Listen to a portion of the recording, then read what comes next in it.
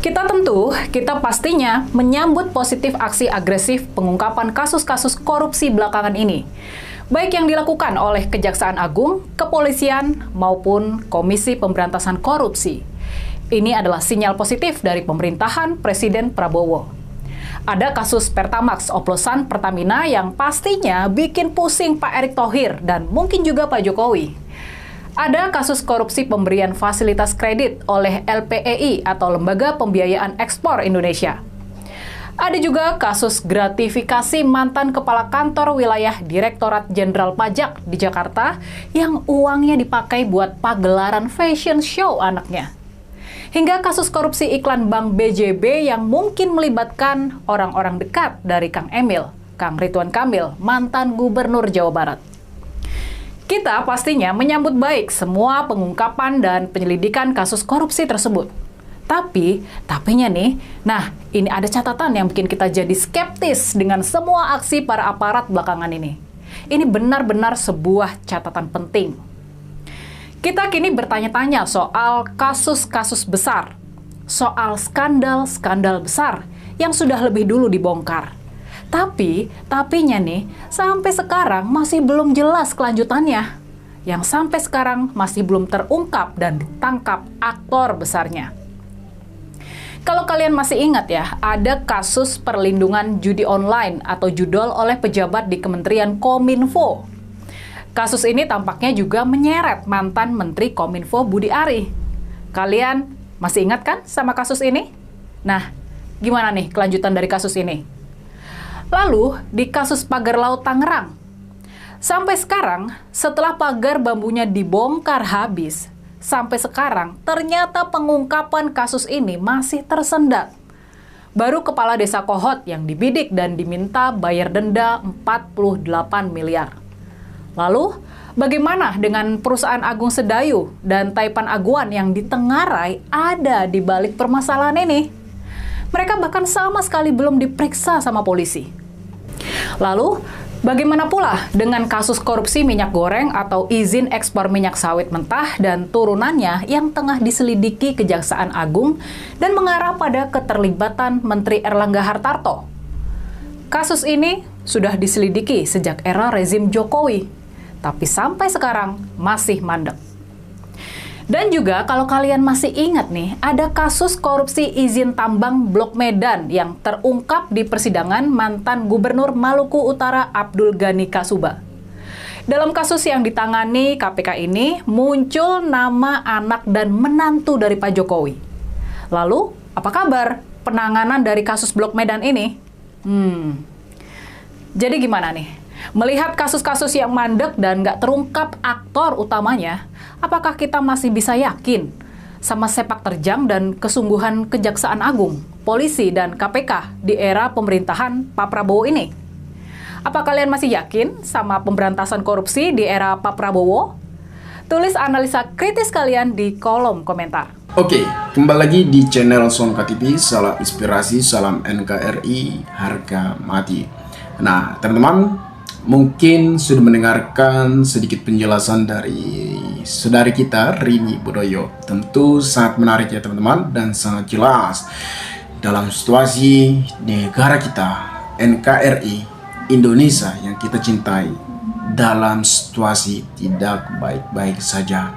Dalam situasi ini banyak hal-hal yang sudah terbongkar dan banyak hal yang sudah terbukti bahwa negara kita ini masih di lingkaran para koruptor.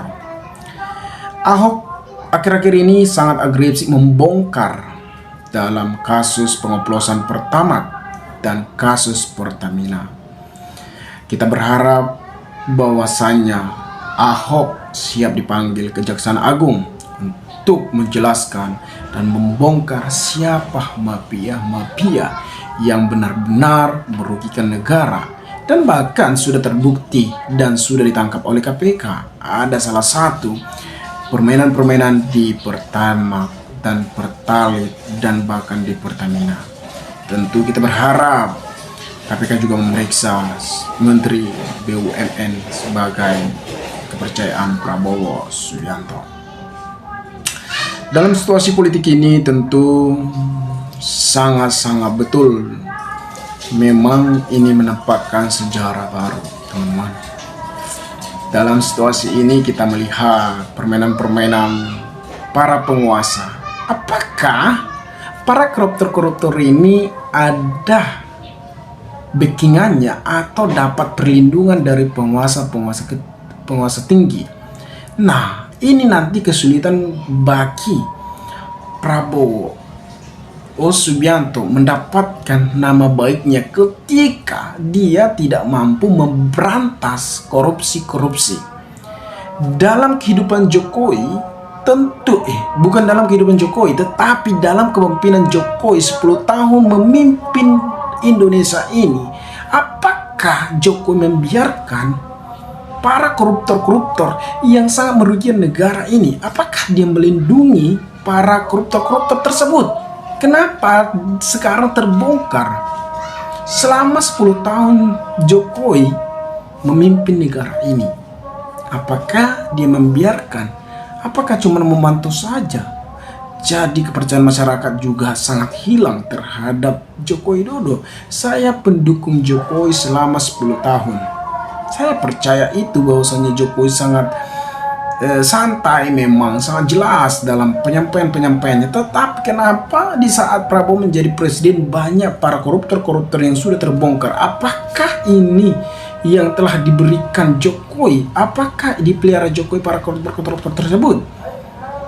Saya berharap Pak Prabowo jangan omong doang. Saya percaya bahwasanya Presiden Prabowo Subianto akan memberantas dan akan mempenjarakan, kalau boleh dipenjara matilah, para koruptor-koruptor yang sudah merugikan negara ini dan bahkan merugikan masyarakat yang seharusnya itu milik masyarakat. Tetapi para koruptor-koruptor ini janganlah dilindungi.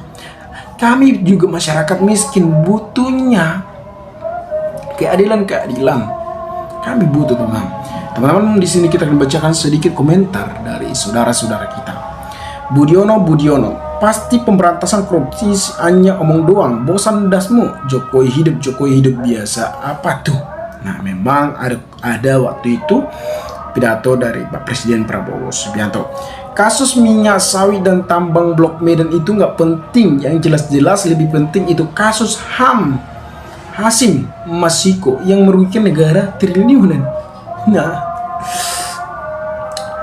tidak hanya pemain kecil yang dikorbankan, para pemain besar nggak sidik-bidik uang sebesar gitu buat modal pilpres di era Jokowi soal Pertamina. Nah, ini kan pertanyaan negatif terhadap Jokowi. Apakah dana korupsi Pertamina untuk didanakan dalam pilpres di 2024? Jadi kita butuh untuk pembuktian data agar masyarakat jelas mengetahui adanya keadilan, adanya hukum negara kita ini dalam undang-undang. Jadi jangan hanya omong doang. Rakyat dan nggak percaya lagi ke Bapak Prabowo, nggak bisa dipegang janjinya, cuman bisa joget-joget doang. Kalau mau percaya rakyat harus bisa merisah keluarga Jokowi baru. Ngomong-ngomong, meong kampung gitu, kita sudah tidak suka dengan Prabowo. Koruptor merasa senang di dekat Prabowo Subianto. Makanya recall orang-orang yang bermasalah itu jangan dipakai lagi. Jangan malah mengafili atau merugikan orang yang gak salah. Herannya kenapa rakyat semakin lumpuh menghadapi semua ini. Moga rakyat secepatnya bangun dari tidurnya. Tentu kita tahu, teman-teman, dari jajaran-jajaran yang telah disusun oleh Jokowi, tentu kita sangat berharap Prabowo Subianto selaku presiden, udahlah gantilah jajaran-jajaran yang telah dibentuk oleh Joko Widodo agar berjalan mulusnya kepemimpinan Prabowo Subianto ke depannya, agar nama baik Prabowo Subianto terpulihkan, teman-teman. Kita berharap seperti itu. Memang Pak Prabowo memberantas korupsi, tapi pilihan bulu mengelabui mata rakyat. Jika berkaitan dengan kedudukan beliau, pasti Pak Prabowo nggak nampak walaupun udah menghantam hidupnya. Karena Prabowo masih menagih, mengharap dukungan. Semua mainan politik demi menjaga kedudukan sebagai presiden. Tentu saya setuju. Tentu ini hanya kebutuhan politik demi menjaga kedudukan sebagai presiden. Kita berharap juga Ahok dipanggil Kejaksaan Agung untuk menjelaskan. Usulkan buat pemerintah Ahok diangkat jadi ketua KPK, Pak Mahfud diangkat jadi Kejaksaan Agung agar bicara. Tapi susah teman-teman, dalam dunia politik gak ada teman, adanya perlawanan. Jadi jangan heran.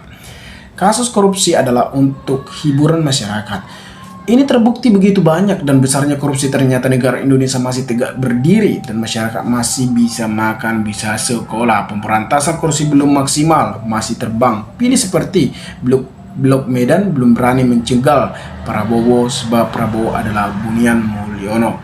Kasus besar selalu melempeng, akhirnya contoh uang palsu UI Makassar gimana sekarang?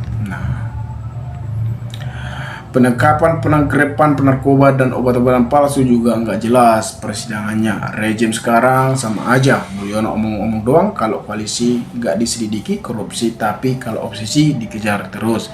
Penegakan hukum di tengah rakyat karena pejabat dan aparat kejaksaan menindas rakyat. Nah, teman-teman, mungkin sekian video ini. Jika ada pertanyaan atau tanggapan dari teman-teman, maka berikanlah tanggapan teman-teman kolom komentar agar kita bisa saling tukar pikiran satu antara lain. Salam inspirasi, salam NKRI, Son KTP melaporkan.